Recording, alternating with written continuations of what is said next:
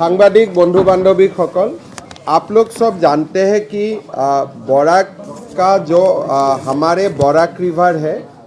ये Barack river को हम लोग 19.83 में इसको डेंजर लेवल मानता हूँ। माने 19.83 मिलीमीटर यदि पार हो जाए तार माने बराक नदी विपदसीमार ऊपरत गइছে। As of now Barak river तार जितो फ्लो आछे as of now it is 21.48 millimetre. That means it is flowing above danger line. आरो ऑब्वियसली आमार बराक उपत्यका बराक रिभारर पानी डेंजर लाइनर ऊपरत आछे आरो बरषुणर कारणे सिलचर टाउनत पानी जमा होइছে आरो बरषुणत सिलचर पानी जमा हुआ बाबे आमार इयाते आजिर दिनत प्राय गोटे काछार डिस्ट्रिक्टत 5टा रेभिन्यू सार्कल एफेक्टेड होइছে, 146 ভিলেজ एफेक्टेड होइছে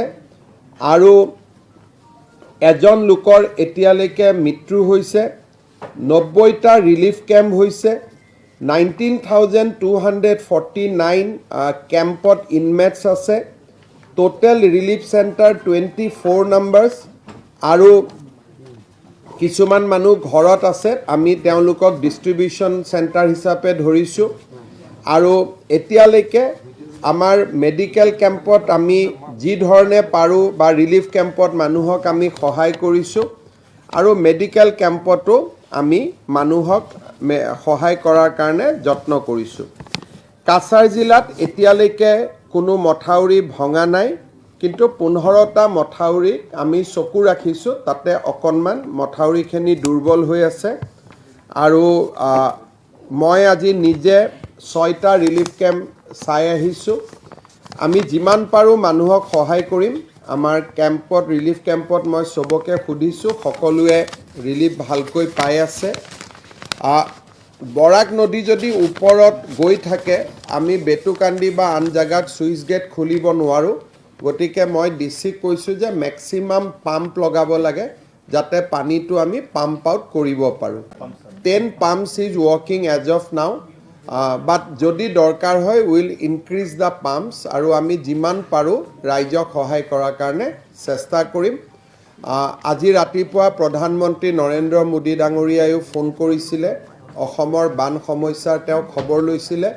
মই বৰাক ব্ৰহ্মপুত্ৰ দুইটা উপত্যকাৰে হোৱা বান পৰিস্থিতি তেখেতক মই যিখিনি ক'ব লাগে গোটেই মানুহৰ কিমান কষ্ট হৈছে তেখেতক মই কৈছোঁ আৰু সেন্ট্ৰেল গভৰ্নমেন্টৰ ফালৰ পৰা আমাক সকলো সহায় কৰিব আৰু অসমতো আমি যিমান পাৰো মানুহক আমি সহায় কৰিম। আজি মই প্ৰথম দিনা আহিছোঁ, উইদিন দিস উইক মই আৰু এবাৰ শ্ৰীভূমিলৈকেও আহিম। Next 3 to 4 days I will come back again যাতে মই শ্ৰীভূমি জিলাটো যাব পাৰোঁ আৰু বৰাকৰ মানুহৰ লগত আমি আছোঁ। In the time of this difficulty will stand by the people of Barak valley আৰু আমি যিমান পাৰোঁ will extend all possible helps. আপোনালোকৰ কিবা কুৱেশ্যন আছে ইউ কেন ৰেইজ ইট। আমি ইতিমধ্যে আৰ্থিক সাহায্য আমি ৰেডি কৰি ৰাখিছোঁ। আজি আমাৰ ডিসি সাহেবে ডিসবাৰ্স কৰি দিব।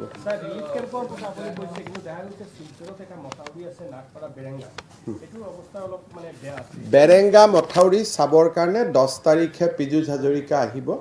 তাত আমি এটা প্ৰজেক্ট প্ৰিপেয়াৰ কৰি ৰাখিছোঁ, চেংচন হোৱা নাই,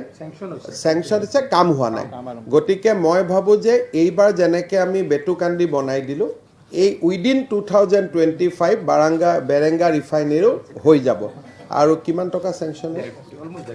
আমাৰ অলৰেডি ফাণ্ড চেংচন আছে আৰু যদি ফাণ্ড বেছি লাগে আমি দি দিম।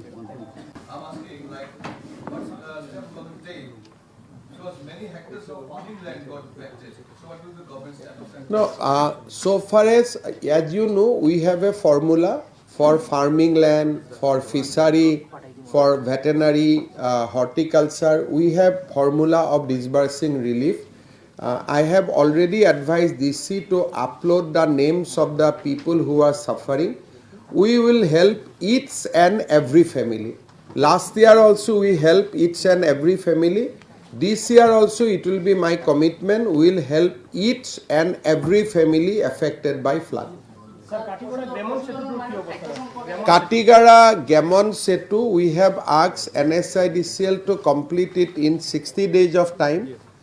Today I have reviewed it. They are delayed by 2 days, but I have asked them to improve the work. We'll complete the Gemon Bridge by 28th July. খাদ্য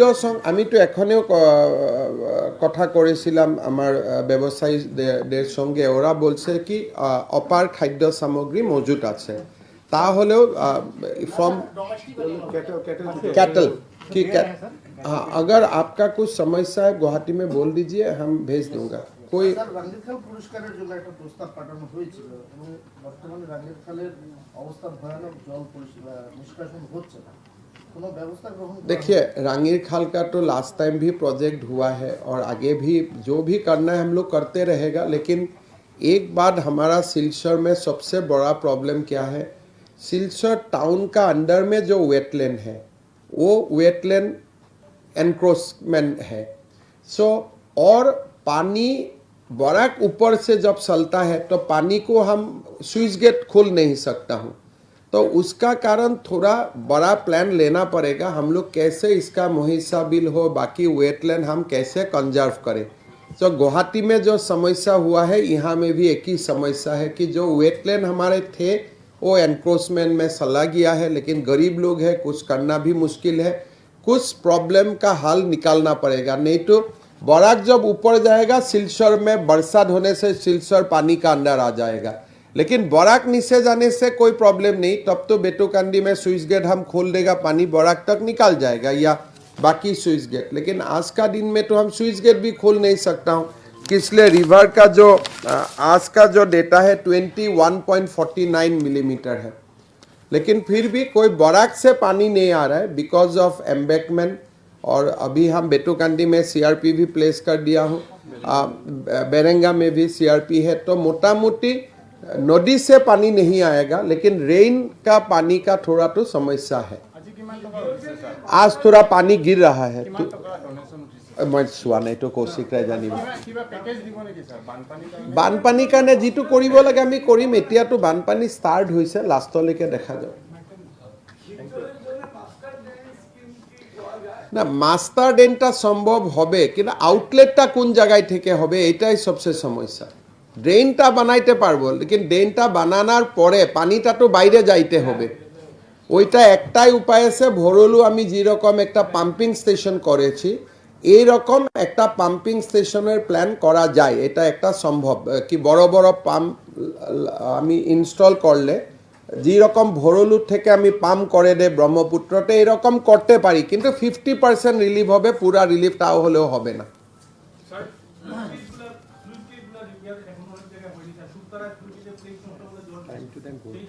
देखें এইগুলা রিপেয়ারিং টাইম টু টাইমের ব্যাপার একবার রিপেয়ার করলেও 2 সালের পরে আবার রিপেয়ার করতে হয় তো আমার মন্ত্রী সাহেব আসবে 10 তারিখ he will inspect all the switch get all the embankment आप लोगों का कुछ सुझाव है तो आप लोग दे दीजिएगा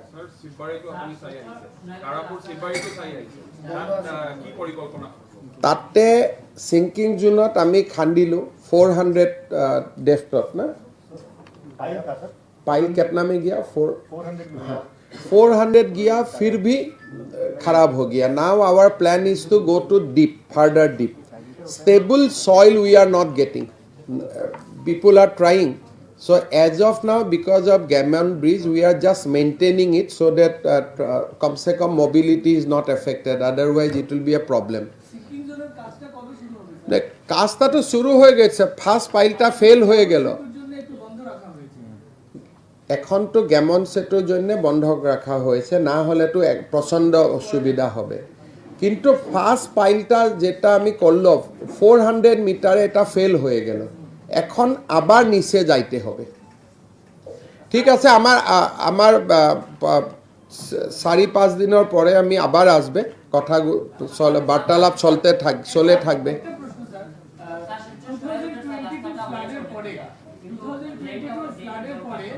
এই বেতুকান্দিতে স্যার যে ডাইক বানানো হয়েছিল সেই ডাইকের একটা পাট্টা মাটির সমস্যা এখনো রয়ে গেছে প্রায় 10-12টা পরিবারের, এবং এখানে ওই ডাইকটা এখনো কমপ্লিট হয়নি স্যার। ল্যান্ড একুইশন এই প্রবলেমটা এখনো সলভ হয়নি হয় বহুত ট্রাই করছে নিজে ল্যান্ড একুইশন করে ফার্ম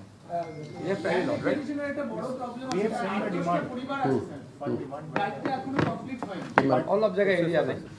डिपार्टमेंट से एलए का पैसा आएगा तभी हम लोग कितना पैसा 5 करोड़ ठीक है देखो एक बार एस्टिमेट को देख लो मैं दे देता हूँ पैसा আর ওখানে আরেকটা স্লুইস গেট মন্ত্রী স্যার স্যাংশন করেছিলেন, আর একটা সেপারেট স্লুইস গেট, এটার কাজটাও এখনো শুরু হয়নি। ফার্স্টটা তো হয়েছে না ফার্স্টে হয়ে গেছে। মাথাউরিটাও ভালো হয়েছে আর আজ বাকি কাজগুলো হয়ে থাকবে চিন্তা কৰে না স্যাৰ বানপানীৰ কাৰণে তো স্কুলবিলাক বন্ধ ৰখা হৈছে তেনেকুৱা নহয় স্কুল য'ত পানী সোমাইছে এইটো স্কুল বনাম এপিএসসিৰ এটা পৰীক্ষা আহি আছে এইটো পিছুৱাব নেকি এতিয়াতো পানীটোতো কমিয়ে গৈ আছে কিন্তু এপিএছচিয়ে পৰীক্ষাটো যদি ফ্লাড হৈ থাকে তেতিয়াহ'লে ডেফিনেটলি পিছুৱাব বৰষুণ ফ্লাড হৈ থাকিলে কিন্তু যদি এনেই পিছুৱাই দিয়ে আমাৰ এপইণ্টমেণ্টটো পিছুৱাই যাব তেতিয়া নেক্সট বছৰৰ পৰীক্ষাটো আকৌ পাতিব নোৱাৰিম সেইটো কাৰণে ষ্টুডেণ্টছে ভাবিব লাগে এক্সাম হ'ব কিন্তু যদি কিবা কাৰণত আমি এক্সাম পাতিব নোৱাৰোঁ আমি পষ্টপন কৰিম কিন্তু পষ্টপনটো ভাবিব নালাগে এইটো ভাবিব লাগে যে এক্সাম হ'ব আমাৰ ফাৰ্ষ্ট এফৰ্ড হয় যেনে তেনে পৰীক্ষাটো পাতা নহ'লে পিছত দিগদাৰ হয় স্যার এনএইচআইডিসিএল এর কাজগুলো একদম ভালো হচ্ছে না স্যার। সোনাই রোডের কাজ ভালো হয়নি, ক্যাপিটাল টু রাঙ্গিরখানের কাজ ভালো হয়নি, রাস্তা 3 মাসে ভেঙে গেছে স্যার। ঠিক আছে আপনি 2024 এ এসে আপনি যে ফান্ড স্যাংশন করেছেন সেন্ট্রাল গভর্নমেন্ট থেকে, 3টা কাজ হয়েছে স্যার, 3টা কাজই একদম ভালো। ঠিক আছে আমি আগামীবার যখন শিলচরে আসবে আপনাদের সঙ্গে কাজগুলা দেখতে যাব विल गो टुगेदर और सिंकिंग जोन में अभी 9 पाइल हो चुका है 600 में अगर टिक जाएगा तो हो जाएगा sinking BVCL presents Ajker Borak, a digital unit of Adrija Enterprise. Valley Cement. Valley strong, very strong. আপনারা আমাদের আজকের বরাক ইউটিউব সাবস্ক্রাইব এবং ফেসবুকে ফলো করতে ভুলবেন না কিন্তু।